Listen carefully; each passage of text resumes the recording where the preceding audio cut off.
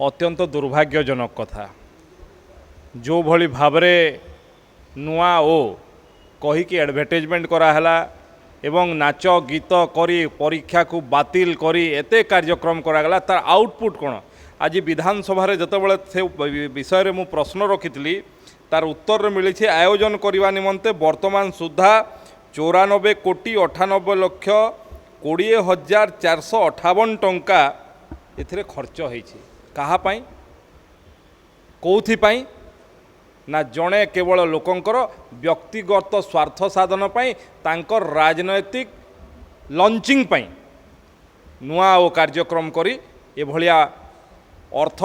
आत्मसात करछंती कहिबी मु कारण ये अर्थ जदि वास्तव में छात्र छात्री मानकर विकास पाई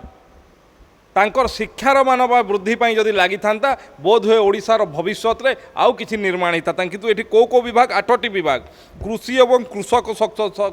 सशक्तिकरण विभाग रे नुआ ओ कार्यक्रम रे पैसा खर्च होईछि स्वास्थ्य और परिवार कल्याण विभाग रे खर्च होईछि क्रीड़ा और युव सेवा विभाग रे खर्च होईछि कोन होईछि तार आउटपुट कोन एथिरे जना पड़ुछि जे गोटे व्यक्तिर राजनैतिक लंचिंग पाई राज्य राजकोषरु एते कोटी टंका खर्च कले ये ओडिशावासी अर्थ तांको टिकस अर्थ ये जवाब तांको आगामी दिन रे भी दवा पाई पड़िबो एथिरु वर्ती पारिबे नहीं।